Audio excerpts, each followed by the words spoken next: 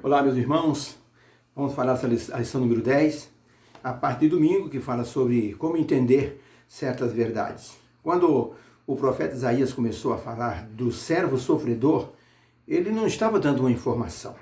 Ele estava falando as fases do servo sofredor, porque ele queria que as pessoas entendessem, compreendessem, aceitassem a pessoa do servo sofredor como aquele que iria minimizar todas as dores, trazer libertação e, sobretudo, trazer salvação. E a pergunta é, como dizer uma verdade para as pessoas de forma franca, sem magoá-las? Falando aos poucos, falando devagar, para que as pessoas tenham melhor compreensão? Foi isso que o profeta Isaías ele fez. Ele, ao falar do ministério do servo sofredor, ele foi falando aos poucos e assim as pessoas foram aceitando o conteúdo de suas informações. Ele gostaria que as pessoas entendessem principalmente a motivação do servo sofredor, que foi simplesmente o amor pelo ser humano. Por isso, o servo sofredor suportou tantas coisas. Eu li em um jornal a respeito de uma senhora que fez um testamento, e nesse testamento ela fez em capítulos, e ela então colocou em cada capítulo a dedicação do amor do seu filho por ela. No último capítulo, ela escreveu, meu filho, se não fosse por você, os últimos 25 anos da minha vida teriam sido um desastre, mas você tornou esses 25 anos a melhor parte da minha vida.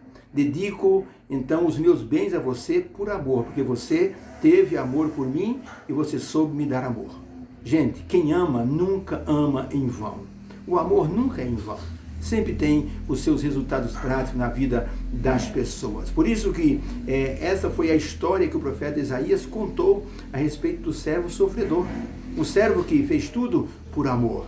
O servo que deixou tudo que ele possuía para servir à humanidade. E coisa interessante, acima de tudo isso, nós temos que ver que existe por trás de toda essa história o conflito, o grande conflito cósmico, que se iniciou no céu com Lúcifer. E ele, logicamente, não iria gostar do nascimento do servo sofredor, porque iria trazer libertação aos filhos de Deus, trazer regozijo e esperança para todos aqueles que estavam cativos em suas mãos. Inclusive, Ellen White fala que o diabo estudou minuciosamente todas as profecias a respeito do servo sofredor e viu que a obra do servo sofredor seria um sucesso. Ela diz então no livro Profetas e Reis, na página 686, que esse estudo que o diabo fez de Jesus levou ele a temer e tremer. Sabe por quê? Porque ele sabia o que Jesus representaria como servo sofredor. E Ellen White fala assim, mas Lúcifer não renunciou ao seu propósito de atrapalhar a vinda do servo sofredor. Ele se determinou a cerrar os olhos das pessoas do tempo de Jesus para que eles não reconhecessem Jesus como o Messias. E foi isso que aconteceu. Salvo os poucos pastores que estavam no campo, os reis magos e algumas pessoas da família de Jesus que sabiam do nascimento de Jesus Cristo. Principalmente Isabel e Zacarias, porque quando Maria visitou Isabel, o menino mexeu no ventre de Isabel. E isso foi um sinal de que os dois seriam grandes diante de Deus. Principalmente Jesus como o servo sofredor. Inclusive Isabel disse para Maria que ela era a mãe de uma pessoa especial. Pergunta número 1 da lição de domingo. De que forma o profeta Isaías retratou Jesus no capítulo 50? Principalmente dos versos 4 a 10, o profeta Isaías mencionou todo o sofrimento do servo sofredor nessas palavras. O Senhor Deus me deu a língua dos eruditos, para que eu saiba sustentar com uma palavra aquele que está cansado. Ele desperta-me todas as manhãs, desperta-me o ouvido, para que eu ouça como discípulo. O Senhor Deus abriu-me os ouvidos, e eu não fui rebelde, nem me retirei para trás.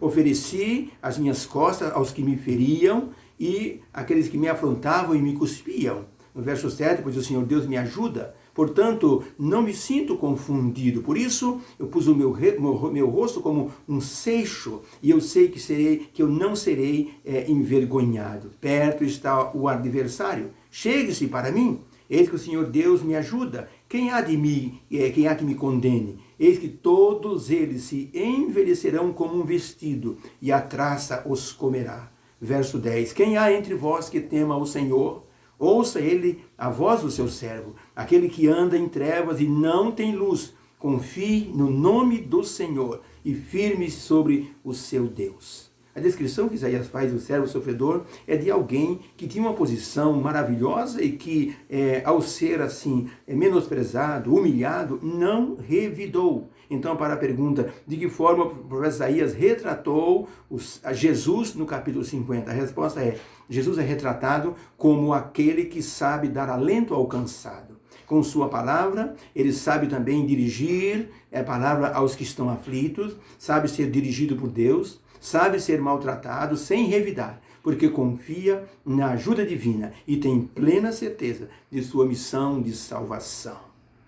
Quando Jesus Cristo ele veio a este mundo, ele mostrou o grande contraste entre a posição que ele tinha antes, adorado pelos anjos, para nascer no corpo de um ser humano e depois ser humilhado e ser crucificado como se fosse o pior dos malfeitores, porque a cruz do meio era sempre para o pior, era para Barrabás, que era o chefe de uma gangue. Jesus Cristo foi retratado como um malfeitor, colocado entre os malfeitores.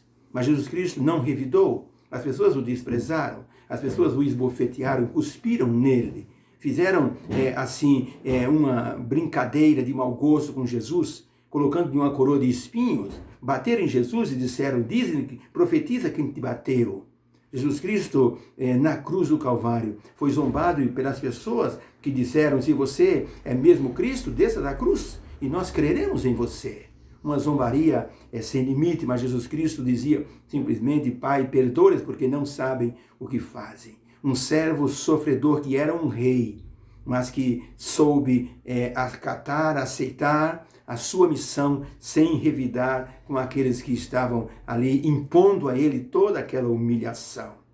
Quando nós olhamos para Jesus, temos que saber que ele sabe das nossas dores, que ele sabe o que passamos, ele sente, ele sabe porque sentiu o que nós sentimos hoje. Ele sabe o que é ser desprezado, ele sabe o que é sofrer um bullying, ele sabe o que é a violência na pele de uma pessoa, ele sabe o que é o desprezo, sabe o que é a depressão, sabe o que é a angústia e a aflição de espírito. Ele passou por tudo isso. E por isso, Ellen White escreveu em Meditações Matinais de 1989, na página 154, o seguinte: Cristo sente hoje as aflições de cada sofredor. Sabe como dizer, ser curado, e ordena ao sofredor: vai e não peques mais. Deus nos abençoe. Que Jesus seja o nosso alento, o nosso conforto maior, porque Ele conhece as nossas dores. Que Deus te abençoe neste domingo e nesse estudo da lição, em nome de Jesus. Amém. Obrigado por sua atenção.